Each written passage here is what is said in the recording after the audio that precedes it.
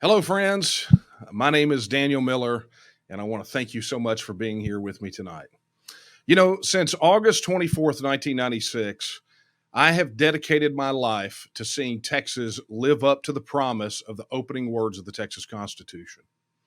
Article 1, Section 1 of the Texas Constitution begins with the words, Texas is a free and independent state. In fact, I view it as a core foundational principle of our republic. It is both, to me, inspirational and aspirational. It's a promise to our generation and to the generations that come after us. It's what we're supposed to be, and it is non negotiable. But ask yourself this question right now. Do you feel that Texas is free and independent?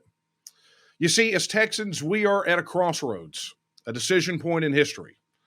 Much like the line in the sand that Colonel Travis drew at the Alamo, we are being presented with a choice. On one side of the line is a Texas that is being fundamentally transformed and becomes weaker by the day as the federal government seeks to destabilize Texas and exert unconstitutional authority over the lives of our citizens, while Austin politicians exhibit a level of weakness rooted in incompetence or outright disloyalty to Texas. And on the other side of the line, it's one of the most momentous decisions that we could ever make. It's an opportunity for the people of Texas to reclaim our fundamental right of self-government, purge the weak tin-pot tyrants and political opportunists from Austin, and break the back of the political establishment for good. Year after year, Texans have been treated to campaign rhetoric from establishment politicians that condemns a system that taxes us out of our homes, and then they promise relief. Yet every year, Texans are crushed under the weight of ever-rising property taxes, and many are driven from their homes because they are unable to pay the ransom to a government that spins like a drunken sailor. For the last several legislative sessions, the current lieutenant governor has boldly declared that the legislature has delivered meaningful property tax relief. The promised relief amounts to little more than crumbs and scraps from the master's table. Look down at what's happening at our southern border. For nearly 2 decades, the border and immigration have been the number one concern for Texas voters. Now, this fact has not escaped our current lieutenant governor, who campaigns on solving the border crisis every election cycle to win votes, but only takes half measures that never really solve the problem. While Texans suffer, both in the border counties and beyond, the reality is that the lieutenant governor and other politicians in Austin have exchanged bold and meaningful action on the border for carefully scripted photo ops in patrol boats and helicopters. Today, the border crisis is worse than it has ever been, with Texas becoming the number one state for human and sex trafficking in the United States, and the drug cartels effectively in control of the border. For far too long, the lieutenant governor has stood by and allowed the federal government to call the shots in Texas. When he campaigns, he talks tough about fighting back against federal encroachments on the sovereign rights of Texas and the personal freedoms of Texans. His actions, however, tell an altogether different story. He stood silently in agreement beside Governor Abbott as the authority and power of the Texas legislature was usurped and Texans were grouped into essential and non essential. He did not utter a word of complaint while businesses were unconstitutionally closed and Texans were prohibited from attending religious services. And when Abbott declared that he was merely following orders from Dr. Fauci, the CDC, and the federal government, our current lieutenant governor didn't utter a syllable of protest. As the federal government has facilitated the criminal activities on the southern border, his actions have amounted to little more than incessant interviews on Fox News blaming the federal government and yet raising the white flag of surrender to their actions. His weakness has made Texas a target of contempt, even leading some who look to us for hope to suggest that we no longer deserved our reputation as the bastion of freedom and independence in the Western world. For him and the political establishment in Austin, the phrase "come and take it" has become our surrender terms to Washington bureaucrats instead of the statement of defiance it was meant to be. When thousands upon thousands of Texans descended on legislators this year to demand a vote on Texit, as guaranteed under Article 1, Section 2 of the Texas Constitution, the lieutenant governor turned a deaf ear to their pleas and joined the chorus that treated his constituents with contempt and derision. Texit supporters were dismissed, mischaracterized, vilified, and denied a voice in how they are governed.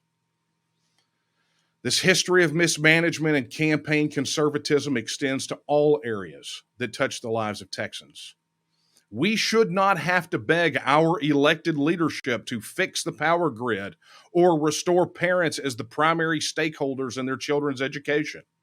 We should never have to pressure our representatives to protect our history and monuments as lawless mobs topple memorials to our sacred dead and destroy our culture. We shouldn't tolerate officials who are elected under the banner of their political party, but completely ignore that party's platform and priorities. And we should never, ever re-elect an office holder that will not put Texas first, no matter the cost. What the lieutenant governor and others in the permanent political class do not understand is that Texans are sick and tired of gestures in the form of tersely worded resolutions and lawsuits. They are sick and tired of seeing time wasted on mustaches and mermaids while being told there is no time to address their legitimate cares and concerns. Texas will no longer tolerate it when the little Neros of Austin fiddle while their lives and livelihoods are upended or destroyed. Texans are through with politicians who govern like Californians and Washington bureaucrats, and then, like a character out of Central Casting, don their cowboy boots and hats and dust off their old prop pickup trucks to campaign like they are one of us. Beginning months ago, I have been approached at every speaking event with people asking me to run for political office. These cries culminated in an open letter submitted to me by dozens of grassroots leaders and organizations encouraging me to do the same. And after much prayer and discussion with my wife, my family, my friends, other political leaders and elected officials in Texas, political activists, grassroots organizations, and my extended second family in the Texas nationalist movement, I have made my decision. It is for all of these reasons and more that tonight I am officially announcing that I will be running as a Republican candidate to become the next lieutenant governor of the great state of Texas. Now, I'm not running because I ever wanted to run for statewide office. Those who know me know that this was never in my plans. But as is often said, man makes his plans and God laughs. I am in fact running because I must. I must honor my commitment that I made 25 years ago, and I must answer the call of thousands of Texans who have asked me to do so. For years, our current lieutenant governor has promised to address all of these critical issues, and instead, we've been treated to fiery interviews full of excuses and rhetoric without results. The people of Texas have been subjected to claims of victory that have been nothing more than hollow and meaningless gestures meant to temporarily placate voters until the next election. Angry social media posts, interviews, and tersely worded letters are no substitute for wielding the power of the office of lieutenant governor to stand up to tyranny, federal overreach, and the ever-growing cancer of neo-Marxist dogma. This is a once-in-a-generation opportunity to take Texas back for the people and to break the back of the political establishment that holds nothing but contempt for the people they purport to represent. No more asking, no more begging, no more playing defense, no more hand-wringing or what-ifs, no more excuses for compromise or capitulation. Today, we are taking the fight to them. Article 1, Section 2 of the Texas Constitution states that all political power is inherent in the people. And it's time that we show the political establishment how powerful we can be. And for me, in my journey, that battle leads to the office of the Lieutenant Governor. As your Lieutenant Governor, together, we can make Texas a free and independent nation again. We can secure our border and abolish the property tax. We can curtail the governor's executive order authority and restore integrity back to our Texas elections. We can put parents back in control of their children's education and keep the government from forcing you to accept medical procedures that you do not want. We can protect and expand and enhance our power grid so that no Texans ever have to die again when the weather turns cold. And with your help, we can protect and preserve our history and our monuments. I will absolutely stand as a bulwark against encroachments on liberty and against the insider politics of the Texas legislature. And as president of the Senate, I will ensure that business is conducted transparently and end the backroom deals that leave the people of Texas out of the discussion.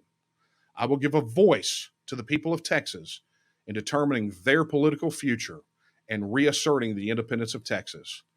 I will unapologetically stand for life, liberty, prosperity, and property rights, and never back down on our right to be a self-governing independent nation. I will be your voice, your hands, and your champion. Now, I know that the political establishment will throw everything they have at us to silence our voice and to stop us from taking back our capital. They'll call us vile names, and lies and half-truths will be their allies. And to that I respond, so what? We will not be canceled. We are unafraid because we know that nothing worthwhile was ever easy. With work, perseverance, and the confidence that we are right in our cause, we will overcome and we will prevail. I believe that this is an existential crisis for Texas. The next 100 years of Texas history are going to be determined in the next several months. How will Texas be remembered? How will you be remembered? Now, we begin this campaign with 500,000 supporters already on board and growing daily. So I call on them and every other Texan who cherishes those first words in the Texas Constitution to join our movement to take Texas back and to stand up for Texas. I encourage everyone to visit my website at danielomiller.com and enter this fight alongside us. As we enter this new historic chapter of our fight to win Texas, I'm reminded of the words of Sam Houston as he addressed the Texian army before the Battle of San Jacinto. He said, "We view ourselves on the eve of battle. We are nerved for the contest and must conquer or perish. It is vain to look for present aid. None is at hand. We must now act or abandon all hope. Rally to the standard and be no longer the scoff of mercenary tongues. Be men, be free men, that your children may bless their father's name." And with that, I remind you, Texas first, Texas forever. May God bless you. May God bless our worthy endeavor. And may God bless the once and future Republic of Texas. Thank you.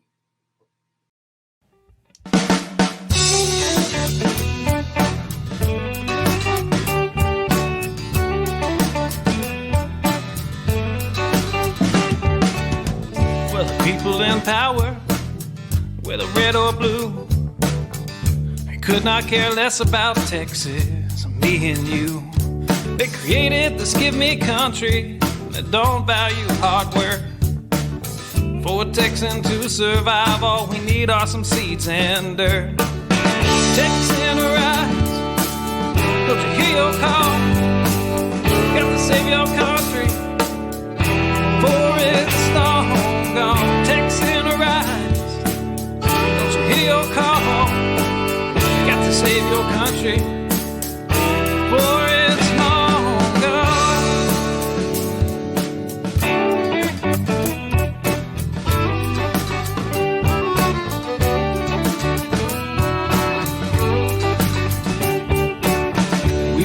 and family, and we value our community. Gladly lend a helping hand to a neighbor in need. And we don't believe that government should provide for all of society's needs. No, it's the pride of a Texan to give to others voluntarily. Texan rise, don't you hear your call? Gotta save your country, for it's long gone. Texan rise, don't you hear your call? Gotta save your country, for it's long gone.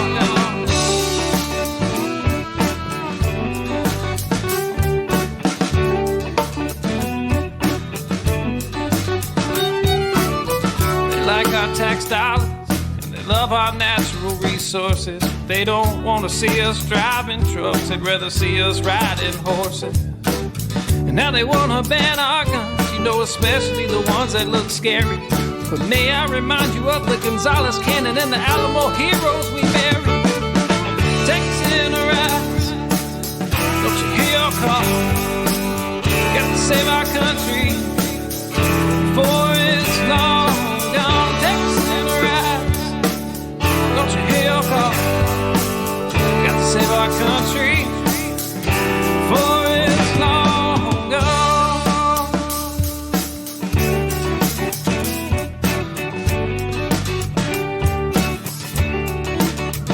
This last verse is straight from the Texas Constitution, Article 1, Section 1 and 2. Look it up.